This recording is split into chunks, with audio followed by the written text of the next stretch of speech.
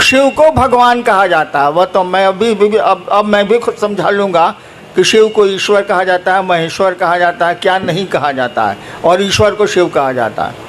लेकिन उस दिन मेरे दिमाग में कुछ नहीं था, खाली यही सुन रखा था मैंने कि शिव को भगवान कहा जाता है। तो जैसे मेरे दिमाग में आई ये बात कि मैं अब भगवान को गुरु मानूंगा, अब इंसान को मानूंगा ही नहीं, तो शिव मेरे दिमाग में आए। कि बाबूजी तो कहते हैं कि शिव ईश्वर का नाम है। मैंने शिव को गुरु मान लिया उसी क्षण। नवंबर का महीना था, देखिए आज 30 नवंबर भी है, तिथि तो याद नहीं है, यही महीना था वो। और यहाँ तो ठंड पड़ती नहीं है, उस इलाके में थोड़ी ठंड आ गई। और मैंने शिव को गुरु मान लिया सो मोटो, मैंने हिंदी बोलूँ तो अपने मन से। किसी ने हमको नहीं बताया, ना मैं जानता था कि शिव गुरु है, मुझे कुछ पता नहीं था, मैंने मान लिया। आगे की घटनाएं तो बहुत लंबी चौड़ी हैं। मैं ये आपको सुनाना चाहता हूं कि मात्र एक ख्याल, मात्र एक विचार मेरे मन में उठा था 1974 के नवंबर में। मैं कॉलेज का विद्यार्थी था और उस ख्याल पर मैं खड़ा रह गया, उस विचार पर मैं खड़ा रह गया।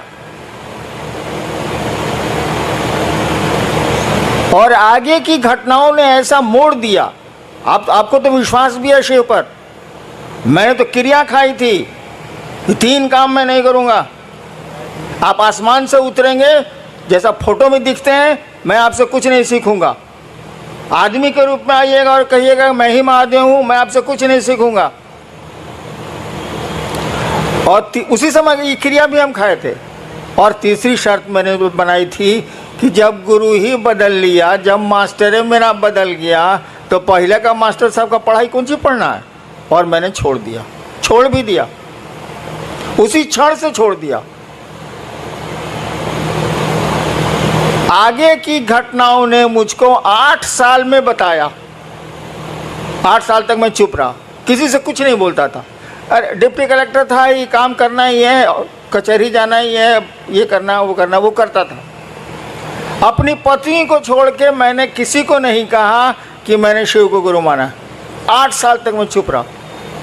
मुझको लगता था कि आदमी धोखा देगा तो उसको पकड़ के चारों गाड़ियों देंगे, सारा ये महादेव धोखा देगा तब क्या करेंगे।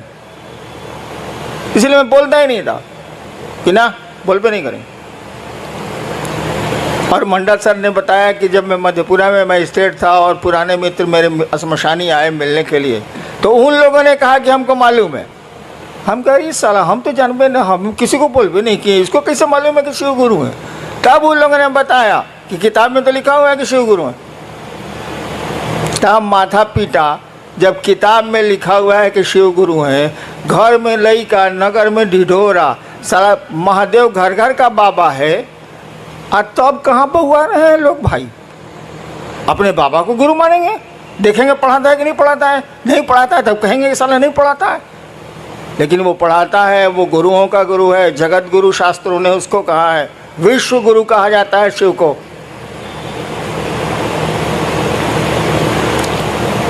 और परिणाम काम करते हैं, रिजल्ट काम करता है, विचारों में ताकत जो होती है ना वो काम करती है। मैं तीसरी बार शायद सूरत आया हूँ, या दूसरी या तीसरी बार। कहाँ कहाँ जाऊँगा, कहाँ कहाँ जाता हूँ। अब तो शरीर भी काम उतना नहीं करता, लेकिन शिव का काम हो रहा है कि नहीं। एक बहुत बड़े पत्रकार ने मुझसे पूछा कि पूरे देश में शिव गुरु का काम चल रहा है, मैं तो घूमता हूँ, इसका रहस्य क्या है। हमने कहा इसका रहस्य कुछ नहीं है। मैं कहाँ जाता हूँ, 32 साल तो सरकार में था। विचार फैलते हैं, विचार में ताकत होती है। और आज देखिए सूरत में इस कड़ी धूप में आप यहाँ उपस्थित हैं, इतने लोग उपस्थित।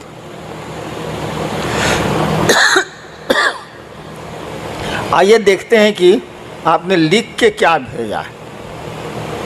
ज़्यादा देर बोलूँगा तो मैं 4 महीने से बीमार हूँ, इसे बीच में ब्रेक दे रहे हैं। देखते हैं आप क्या लिख के भेजे हैं। जी,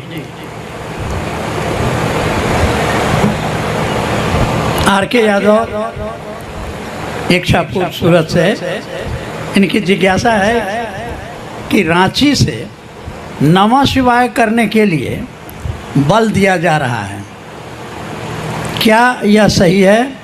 यदि सही है तो नमः शिवाय कैसे किया जाए, कृपया बताने की कृपा की जाए। शायद आर.के. यादव जी को मालूम नहीं है, लिखे हैं रांची से। रांची में पागल खाना भी है।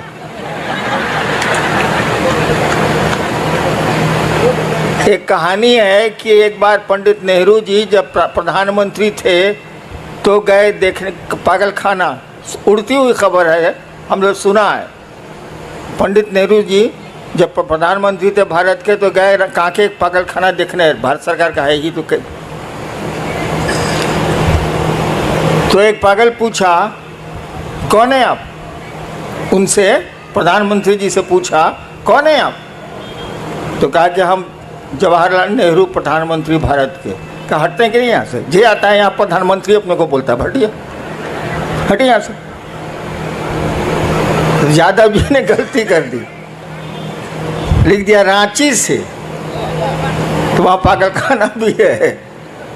और रांची का लोग अमूमन जो कांके ब्लॉक है, कांके ब्लॉक में रहता है, हम उसी में पले रहते थे, इसीलिए मेरा थोड़ा ढीला भी है।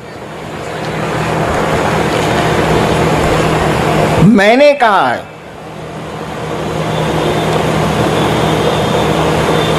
कि आपको नमः शिवाय करना चाहिए। आज तक तो सिस्टम रहा है कि मंत्रों को गोपनीय रखा गया, लेकिन शिव शिष्यता में क्या गोपनीय रखा जाए, हमको बताइए आप। वो जगत का गुरु है। जगत के एक एक आदमी को ये अधिकार है कि उस शिव को बिना किसी के परमिशन के वो अपना गुरु बना सकता है। विश्व गुरु है वो, तो उसकी चीजें कैसे गोपनीय रह सकती हैं? जिसके 5 चेला हो वो ना गोपनीय रखेगा, जिसका संसार ही चेला बन सकता है वो क्या गोपनीयता? तो हमने कहा कि आप नमः शिवाय करें, इस पंचाक्षर को करें आप, इससे आपके लौकिक कष्ट भी कम होंगे और थोड़ा मन भी आपका शिवगामी होगा, शिव की ओर चलेगा। नमः शिवाय करने का तो 2 ही तरीका है। एक, आप किसी माला पे कर सकते हैं 108 बार। दूसरा, सांस प्रश्वास भी एक माला है। माला कई तरह की होती है, कमल गट्टे की भी होती है, रुद्राक्ष की भी होती है, किसी चीज़ की हो सकती है, तुलसी की भी होती है।